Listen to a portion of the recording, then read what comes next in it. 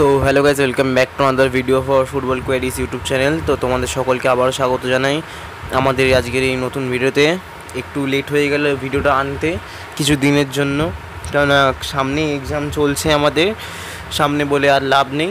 তো কিছু প্রবলেম হচ্ছে ভিডিওগুলো আনতে, তাও তার ফাঁকে ফাঁকে চেষ্টা করে এডিট ফেডিট করে আনার চেষ্টা করছি এবং আজকে এনেছি ভিডিওটা। তো তোমরা এত ভালোবাসা দিয়েছো আগের ভিডিওগুলোতে, তাই আমি আজ খুবই খুশি হয়েছি তোমাদের এই ভালোবাসা দেখে। তো এরকমভাবেই সাপোর্ট করতে থেকো যেমনভাবে করছো। আর আমি যেটা আগেও বলেছি, আমাদের চ্যানেল থেকে কিন্তু সবকটা একদম লেটেস্ট একদম পিওর আপডেটসগুলো পাওয়া যায়, যেগুলো কিন্তু তোমরা একদমই বিশ্বাস করতে পারো। চাইলে তোমরা অন্য কোনো জায়গা থেকে ভেরিফাইও করতে পারো, কোনো অন্য চ্যানেল থেকে, কিন্তু আমি মনে করি তোমরা একবার ভরসা করে দেখো, সেই আপডেটগুলোই তোমরা অফিসিয়ালি পাবে তাদের অফিসিয়াল ক্লাব থেকে। আর যদি কোনো কিছু ভুলভ্রান্তি হয়ে থাকে আমাদের থেকে, তাহলে কিন্তু আমরা সঙ্গে সঙ্গে বা যখনই জানতে পারবো তখনই কিন্তু পোস্ট বা আরেকটা ভিডিওর মাধ্যমে আমরা সেটাকে সেই ভুলটাকে শুধরে নেবার চেষ্টা করব। তো চলো আজকের এই ভিডিওতে আমরা বেশি দেরি না করে মেন ফুটবল রিলেটেড আপডেটগুলো তোমাদের সঙ্গে শেয়ার করে নিই। তো ভিডিওর একদম লাস্ট অবধি টিকে থেকো সব কটা ফুটবল ক্লাবের আপডেট পাওয়ার জন্য। তো চলো ভিডিওটা স্টার্ট করা যাক।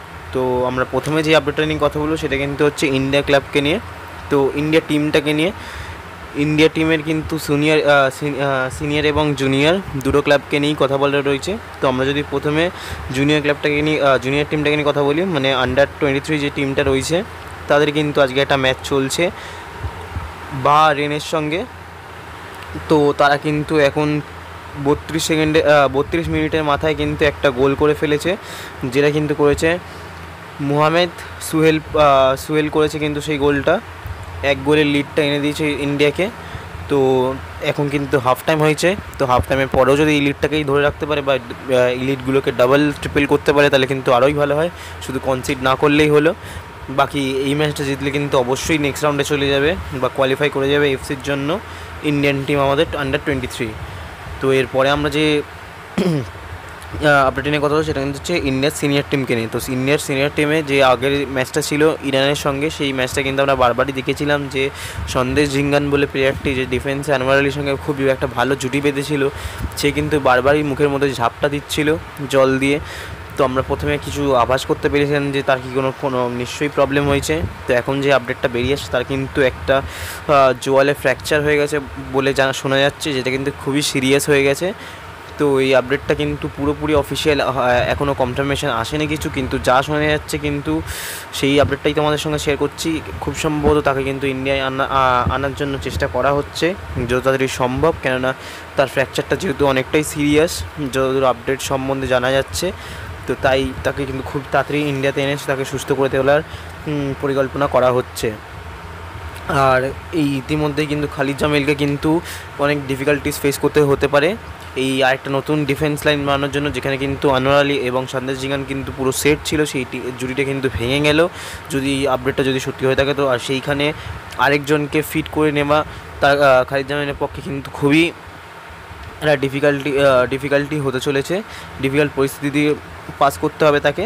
তো দেখা যাক সে যদি পাস করতে পারে। অবশ্যই যে নেক্সট ম্যাচটা রয়েছে কালকে আফগানিস্তানের সঙ্গে, তো সেই ম্যাচটায় কিন্তু যদি ভালো রেজাল্ট করতে পারে তাহলে কিন্তু ইন্ডিয়া থার্ড টিম হিসাবে কিন্তু কোয়ালিফাই করে যাবে নেক্সট রাউন্ডের জন্য, যদি আফগানিস্তানকে হারিয়ে ফেলে। তো এরপরে আমরা যে আপডেট নিয়ে কথা বলবো সেটা কিন্তু হচ্ছে মোহনবাগানকে নিয়ে। তো মোহনবাগানে তোমরা সবাই জানতে চেয়েছিলে যে রবসান ওবেনর কী খবর। এটা আমারও একটা কৌতূহল ছিল যে মোহনবাগান ম্যানেজমেন্ট কী করছে, সামনে এফসি কাপ রয়েছে, তো তারা কী করছে কিছুই বোঝা যাচ্ছে না। তো ইতিমধ্যে যে আপডেটটা বেরিয়ে আসে সেটা কিন্তু তোমরা অলরেডি সবাই জেনে গেছো, আমার ভিডিওটা লেট হয়ে যাচ্ছে দিতে, কিন্তু তাও দিয়ে দিচ্ছি। সেটা কিন্তু হলো মোহনবাগান কিন্তু রবসান ওবেনরকে 2+2 ইয়ার ডিলে সই করেছে, মানে 2 বছরের কন্ট্রাক্ট প্লাস 2 বছরের কন্ট্রাক্ট এক্সটেনশন অটোমেটিক্যালি করে নিতে পারবে মোহনবাগান যদি শেষ হয়ে যায় এবং ইচ্ছা থাকে।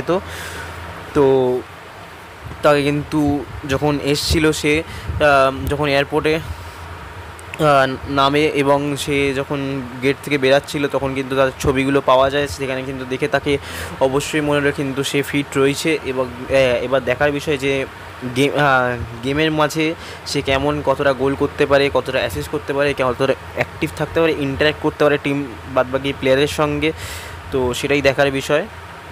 আর এদিকে আরেকটা মোহনবাগানের জন্য একটা কিন্তু খারাপ খবর বেরিয়ে এসে, সেটা কিন্তু হচ্ছে যে আমাদের সবারই প্রিয় যে ডিমি, তার কিন্তু কিছু ক্র্যাম্পস প্রবলেম হচ্ছে তার থাইয়ের মাসেলে।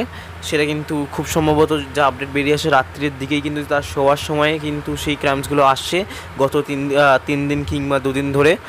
তো তার জন্য কিন্তু একটা মেডিকেল চেক আপ করতে বলা হয়েছে মোহনবাগান ম্যানেজমেন্টের তরফ থেকে। তো তার মেডিকেল যে রিপোর্টটা আসবে সেটা কিন্তু কালকে বা পরশু দিন আসতে চলেছে, যে কী প্রবলেম হচ্ছে, তার এই ক্যাম্পটা কেন হচ্ছে সেটা জানার বিষয়। সেটা কিন্তু কোনো সিরিয়াস কিনা সেটাও দেখা বোঝা যাবে সেই রিপোর্টটা আসলে। তো এরপরে আমরা যে আপডেটটা নিয়ে কথা বলবো সেটা কিন্তু হচ্ছে অবশ্যই ইস্টবেঙ্গলকে নিয়ে।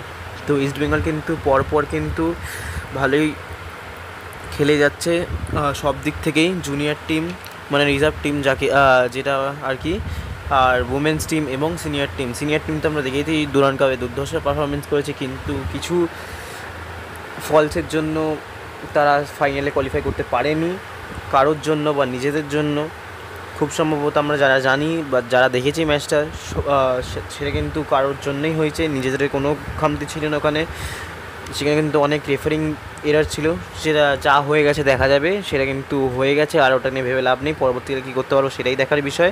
তো প্রথমে যে আপডেটটা নিয়ে কথা বলি ইস্টবেঙ্গল, সেটা কিন্তু হচ্ছে উমেন্স টিমকে নিয়ে। উমেন্স টিম কিন্তু দুর্ধর্ষ পারফরমেন্স করেছে এফসি কাপের মঞ্চে। তারা কিন্তু সেই পারফরমেন্স থেকে ধরে রেখে লাস্ট ম্যাচ ড্র করে তারা কিন্তু নেক্সট রাউন্ড অফ 12 কিন্তু কোয়ালিফাই করে গেছে এফসি কাপের মঞ্চে। তো এবার তারা কিন্তু চাইবে যাতে একদম একদম নিজেদের জায়গাটাকে ধরে রেখে নিজেদের মোটিভেশনটাকে একদম হাই লেভেলে নিয়ে গিয়ে যেন তারা ফাইনাল অবধি যেতে পারে, এবং তারা কিন্তু এফসি কাপটা জেতার জন্য খুবই মরিয়া হয়ে রয়েছেন। তাদের কিন্তু বডি ল্যাঙ্গুয়েজ দেখে যা বোঝা যাচ্ছে, এবং সেই হিসাবে কোচটাও কিন্তু আমরা এই বছরে ভালোই পেয়েছি, আগের বছরও ছিল। সে কিন্তু আরও ভালো ফলাফল করে তুলছে ইস্টবেঙ্গল ক্লাবের জন্য, এবং খুব ভালো ভালো মানের প্লেয়ারগুলো নিয়ে আসছে আমাদের এই ইস্টবেঙ্গলের উমেন্স টিমে। তো এরপরে যে আমরা ইস্টবেঙ্গল আপডেটের কথা বলবো সেটা কিন্তু হচ্ছে যে রিজার্ভ টিমটা রয়েছে সেই রিজার্ভ টিমকে নিয়ে। তো তারাও কিন্তু এখন কোয়ালিফাই করে গেছে রাউন্ড নেক্সট কোয়ালিফাই ফর সিক্সে। তো সিএফএলের কথা বলছি এরা, তারাও কিন্তু বেস্ট 6টা টিমের মধ্যে কোয়ালিফাই করেছে। তারা কিন্তু এবার দেখার বিষয় যে কেমন পারফরমেন্স তুলে ধরতে পারছে এই 6টা টিমের মাঝখান দিয়ে। তারা কিন্তু আবার এই আগের বছরের মতো এই সিএফএল কাপটা নিতে পারে কি না সেটাই দেখার বিষয়। এবং আরেকটা যেটা তোমাদের সকলের থেকে রিকোয়েস্ট, যে আমরা প্রবলেমটা ফেস করছি সবকটা ইস্টবেঙ্গলিয়ান ফ্যান্সগুলোই ফেস করছি, ইস্টবেঙ্গল ক্লাব ফেস করছে, যেটা কিন্তু হলো যে আগের বছরের যে ইস্টবেঙ্গল চ্যাম্পিয়ন হলো সেটা কিন্তু রায় কিন্তু এখনও বেরানি কোর্ট থেকে। তো এর মধ্যে কিন্তু তোমরাই যা করার করতে পারো, যেটা হচ্ছে যে তোমরা যদি এখন প্রোটেস্ট করো যে আগের বছরের রায়টা কেন বেরানি, কে চ্যাম্পিয়ন হলো সেটা না জেনেই এখন যদি সিএফএল এই বছরের সিজনটা শেষ হয়ে যায় তার আগে, তাহলে কিন্তু খুবই একটা বাজে ব্যাপার হতে চলেছে ইন্ডিয়ান ফুটবলের জন্য। তাই তোমাদের কাছে সবার কাছে রিকোয়েস্ট রইল যাতে এই ব্যাপারটা নিয়ে তোমরা কিছু একটা ভেবে কিছু একটা করো, কোনো একটা ডিসিশন নাও, যার ফলে ইন্ডিয়া এবং ইস্টবেঙ্গল ক্লাবের জন্য খুবই একটা ভালো সংবাদ বেরিয়ে আসে। তো এরপরে আমরা যেটা আপডেটটা নিয়ে কথা বলবো সেটা কিন্তু হচ্ছে একজন আক্রমণ ভাগের প্লেয়ার, সে কিন্তু হচ্ছে মোহাম্মদ আমিল। তো সে কিন্তু পুলিশের সাথে ছিল, ইতিমধ্যেই সে কিন্তু বেরিয়ে গেছে পুলিশের সাথে থেকে। তাকে কিন্তু কিছুদিন আগেই কিন্তু ক্ষেপের মাঠে একটা দেখা গেছে একটা ফুটবল ম্যাচ খেলতে গিয়ে, সেই ম্যাচে কিন্তু সে দুর্দান্ত মানের একটা বাইসাইকেল কিক মেরে গোল করেছে। সেই গোলটা কিন্তু অসাধারণ ছিল। তো আগে আমরা একটা ভিডিওতে একটা আপডেট দিয়েছিলাম যে মোহনবাগান এবং ইস্টবেঙ্গল এই দুটো প্রধানই কিন্তু এই মোহাম্মদ আমিল প্লেয়ারটির দিকে ঝাঁপাতে চলেছে, এবং কথাবার্তা অনেক দূর এগিয়েছিল দুটো ক্লাবই, কিন্তু তারপরে কিন্তু জিনিসটা পজ হয়ে যায় শুধুমাত্র বাদবাকি বিদেশি এবং বাদবাকি ইন্ডিয়ান প্লেয়ার সই করানোর জন্য। কিন্তু এই মুহূর্তে যা আপডেট বেরিয়ে আসে তাকে কিন্তু অনেকটাই অ্যাডভান্স স্টকে চলে গেছে, অ্যাডভান্স স্টেজে কথা বলছে ইস্টবেঙ্গল। খুব সম্ভবত তাকে কিন্তু দিনে চুক্তিতে কিন্তু সই করতে চলেছে ইস্টবেঙ্গল ম্যানেজমেন্ট। তো এই প্লেয়ারটা কিন্তু নিঃসন্দেহে খুবই ভালো প্লেয়ার। সে কিন্তু এই পুলিশের হয়ে মোহনবাগান এবং ইস্টবেঙ্গল দুজনের বিরুদ্ধেই কিন্তু ভালো ভালো গোল করেছে। তো এবার দেখা যাক এই ডিলটা কোন দিকে যায়। তো আরেকটা খারাপ খবর যেটা তোমরা পেয়েই গেছো, তো সেটা আরেকবার বলে দিই আমি, যে ডিমি কিন্তু অফিসিয়ালি মিউচুয়ালি কন্ট্রাক্ট টার্মিনেট করে ফেলেছে ইস্টবেঙ্গলের সঙ্গে। তার কিন্তু আমরা সবাই দেখছিলাম যে তার কিন্তু এই বছরে এবং আগের বছরের লাকটা কিন্তু খুব একটা ভালো যাচ্ছিল না। তো সেই হিসাবেই কিন্তু তার খুব ফ্রাস্ট্রেশন শো করে ফেলছিল মাঠের মধ্যে, কিছু হলেই হাত পা ছোড়াছুড়ি, রেড কার্ড ইয়েলো কার্ড খেয়ে যাচ্ছিলো।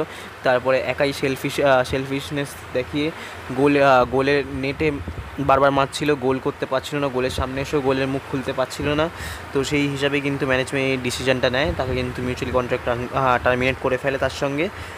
আর এরপরে আমরা যে আপডেটটা নিয়ে কথা বলবো সেটা কিন্তু হচ্ছে ডিগোলের সম্বন্ধে। তো সে কিন্তু একজন ব্রাজিলিয়ান 27 বছর বয়সী সেন্টার ফরওয়ার্ডের প্লেয়ার, সে কিন্তু নামধারী এফসির প্লেয়ার। তো তার সঙ্গে কিন্তু ইস্টবেঙ্গল অনেক দূরই কথাবার্তা এগিয়েছিল একটা টাইমে, কেন অস্কারে কিন্তু চেয়েছিল এই প্লেয়ারটাকে নেওয়ার ব্যাপারে, অনেকটা সিদ্ধান্ত জানিয়েছিল।